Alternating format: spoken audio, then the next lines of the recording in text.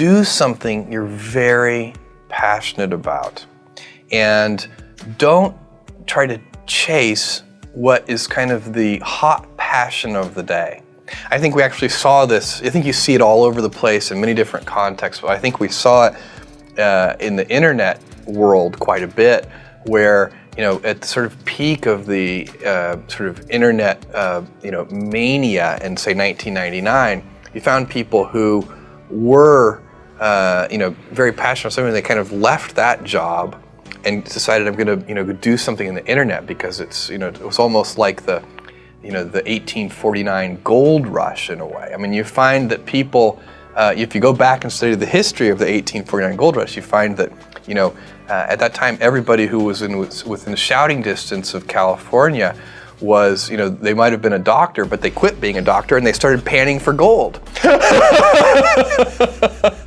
And that almost never works. And even if it does work, you know, according to some metric, financial success or whatever it might be, I suspect it leaves you ultimately unsatisfied. So you really need to be very clear with yourself. And I think one of the best ways to do that is this notion of projecting yourself forward to age 80, looking back on your life and trying to make sure you've minimized the number of regrets you have. That works for career decisions. It works for family decisions. You know, do you want? I have a 14-month-old son, and it's very easy for me to, if I think about myself when I'm 80, I know I want to watch that little guy grow up.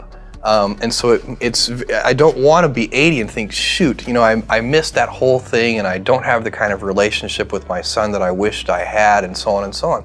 So if you think about that, so I guess another thing that I would recommend to people is that they always take a long-term point of view. And I think this is something about which there's a lot of controversy. You know, there's a lot of people, and I'm just not one of them, believe that you should live for the now. I think what you do is you think about the great expanse of time ahead of you and try to make sure that you're planning for that in a way that's going to leave you ultimately satisfied. So this is just this is the way it works for me. And I mean, everybody needs to find that for themselves. So I think there are a lot of paths to satisfaction, and you need to find one that works for you. I think it's the very rare idea that can be done by a single individual. Almost everything that is going to change the world, solve a problem, improve something, these are usually big efforts, and they require, you know, a team working together to really get something important done. And that has been the story of Amazon.com. At every step along the way, we've had a team here that is making this work. I mean, I don't know, even at the smallest scale, you have to figure out how to get help from your friends, from your family members, from people that you can hire in those early days. I think without that, it would never work. Easy to have ideas. It's very hard to turn an idea into a successful product. There are a lot of steps in between, and it takes persistence, relentlessness. So I always tell people who think they want to be entrepreneurs, you need a combination of stubborn relentlessness and flexibility.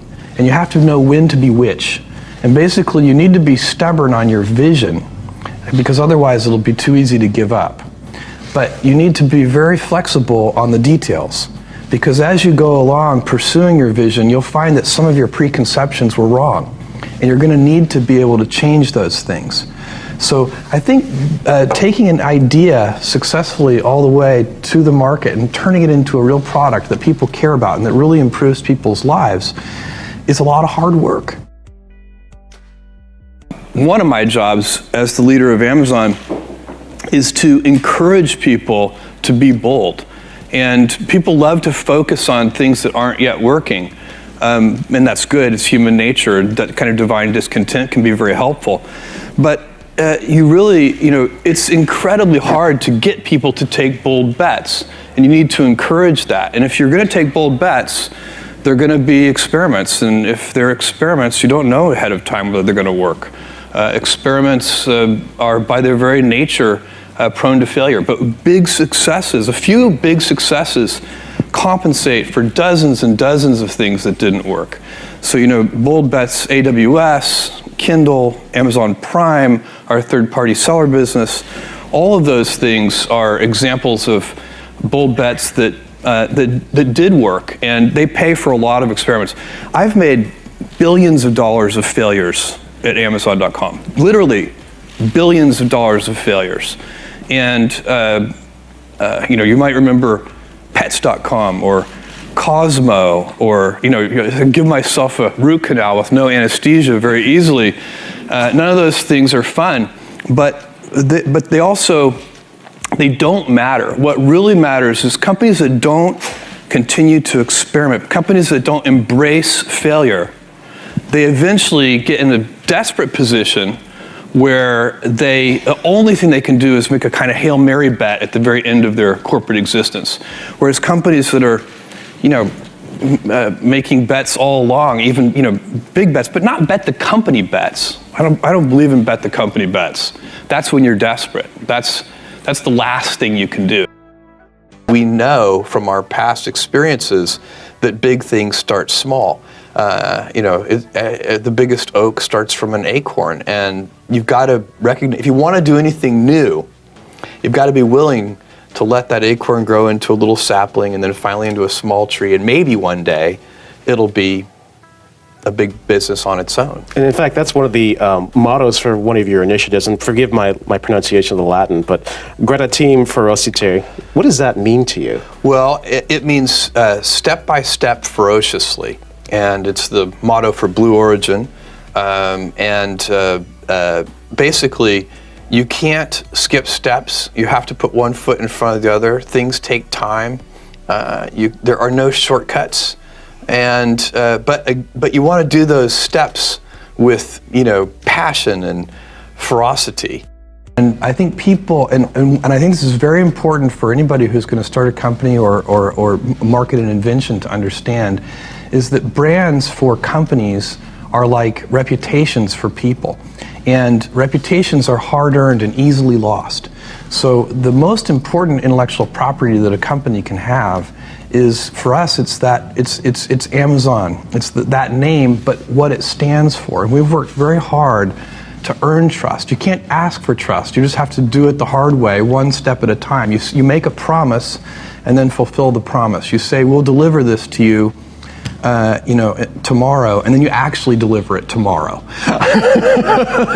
And if you do that over and over again, then ultimately you can instill your company's name with a reputation. And that's, I think, sometimes people talk about brands in this very amorphous way, but for me, I like to think of it as a person, and what is the reputation that person has, and how have they earned that reputation? One of the things that's very important to note about stress is that stress primarily comes from not taking action over something that you can have some control over.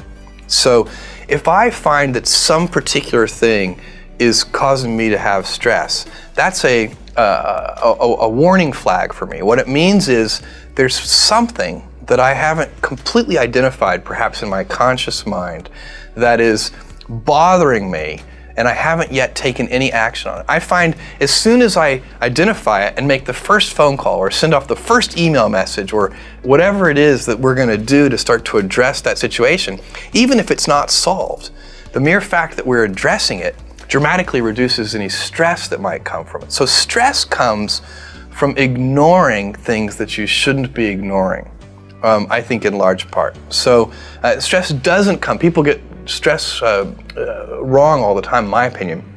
Stress doesn't come from hard work, for example. You can be working incredibly hard and loving it.